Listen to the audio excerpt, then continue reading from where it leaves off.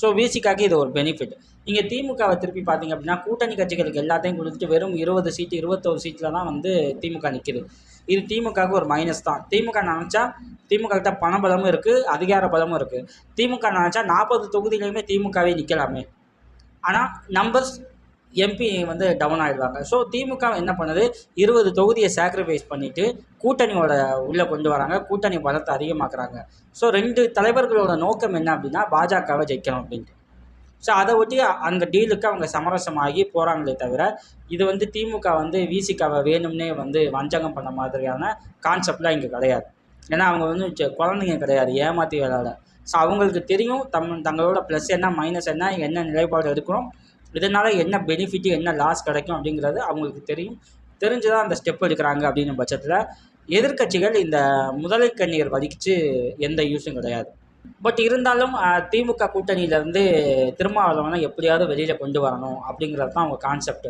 ஏன் அப்படின்னா விசிகா இருக்கும் பட்சத்தில் ஒரு கருத்தியல் ரீதியாக இந்த கூட்டணிக்கு ஒரு பெரிய பலம் கிடைக்குது. ஸோ இந்த விசிகாவை வெளியில் கொண்டு வந்துட்டோம் அப்படின்னா மேபி அந்த இடத்த ரீப்ளேஸ் பண்ணால் பாமக உள்ளிட்ட சில கட்சிகள் போகலாம். அப்படி போச்சு அப்படின்னா ஐடியாலஜிக்கல் பேஸ் உள்ள கூட்டணின்ட்டு திமுகவால் வெளிப்படையாக சொல்லிட முடியாது. ஓகேங்களா? ஸோ விசிகா இருக்குது திமுக கூட்டணிக்கு ஒரு பலமாக இருக்குது, திமுகவுக்கு ஒரு மிகப்பெரிய பலமாக இருக்குது. இதை உடச்சிட்டோம்னா ஒரு ஐடியாலஜிக்கல் எதிர்ப்பான கட்சி அப்படின்ட்டு கூட்டணின்ட்டு திமுகவால் சொல்ல முடியாது. அப்படிங்கிறது தான் எதிர்க்கட்சிகளோட நிலைப்பாடு. ஸோ அதை ஒட்டி என்ன பண்ணுறாங்க, திருமாவளவனுக்கு கண்டினியூஸாக ஒரு ப்ரெஷர் போய்கிட்டே இருக்குது. ஒரு வந்து அழுத்தம் கொடுத்துக்கிட்டே இருக்காங்க. திமுக அவங்களை வெறும் 2 சீட் தான் கொடுக்குது, திமுக இவ்வளோ தப்பு பண்ணிகிட்டு இருக்காங்க, நீங்கள் கண்டுக்க மாட்டேங்கிறீங்க, நீங்கள் பேச மாட்டேறீங்க அப்படின்ட்டு ஒரு ப்ரெஷர் கொடுக்குது. இந்த ப்ரெஷர் கொடுக்கக்கூடாதா அப்படின்னு கேட்டிங்கன்னா நான் மறுக்கவே கிடையாது, தாராளமாக கொடுக்கலாம். ஓகேங்களா? கூட்டணியில் இருக்கிறதுக்காக ஆளுங்கட்சி செய்கிற தவறுகளுக்கெல்லாம் வந்து கூட்டணி கட்சிகள் வந்து அமைதி காக்கணும்னு அவசியம் கிடையாது, தாராளமாக கொடுக்கலாம். அந்த ப்ரெஷர் பொதுமக்களுக்கிட்டேருந்து வந்துச்சு அப்படின்னா அது ஒரு நியாயம் இருக்கும்.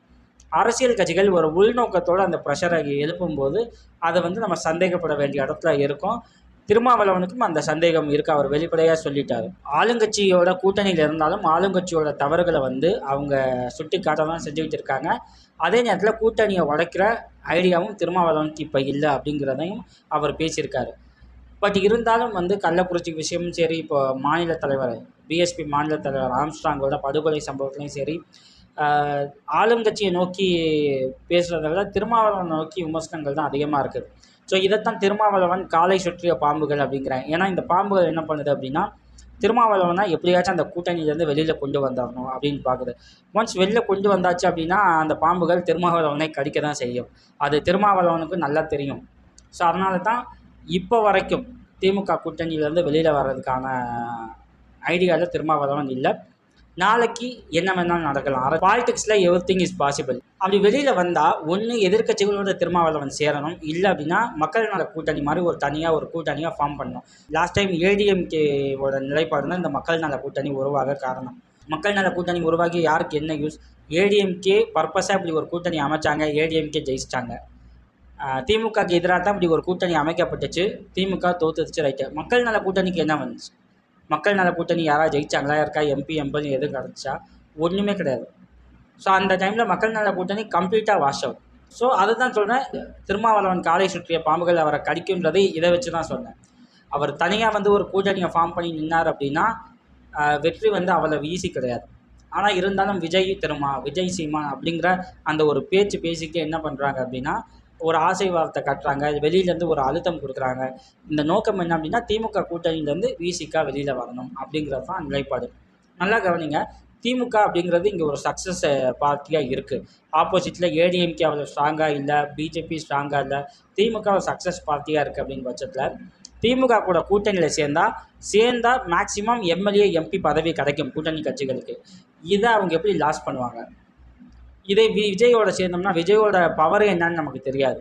விஜய் கூட போய் சேர்ந்துட்டு எல்லாமே தோத்துட்டா பர்சன்டேஜ் இன்க்ரீஸ் ஆகுது. ஆனால் எம்பி எம்எல்ஏ கிடைக்கலன்னா அந்த கட்சிகள் என்ன பண்ணுவாங்க? இப்போதைக்கு திமுக கூட்டணியில் இருக்குது ப்ளஸ் அப்படின்னு அந்த கட்சிகள் நினைக்கிறாங்க. நாளைக்கு என்ன வேணாலும் நடக்கலாம். ஆனால் திருமாவளவனுக்கு கொடுக்கப்படுற அந்த அரசியல் நிர்பந்தம் ரொம்ப கவனிக்க வேண்டிய விஷயம்.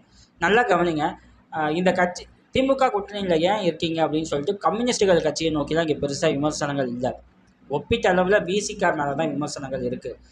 ஏன் அப்படின்னா நம்ம ஏற்கனவே சொன்ன மாதிரி சித்தாந்த ரீதியில் வலுவாக இருக்க கட்சிகளில் விசிகாவும் இங்கே மிகப்பெரிய கட்சி. ஸோ சித்தாந்த ரீதியாக திமுகவை டவுன் ஆக்கணும் அப்படின்னா விசிக அந்த கூட்டணியில் இருக்கக்கூடாது அப்படிங்கிறது தான் இவங்க நோக்கம்.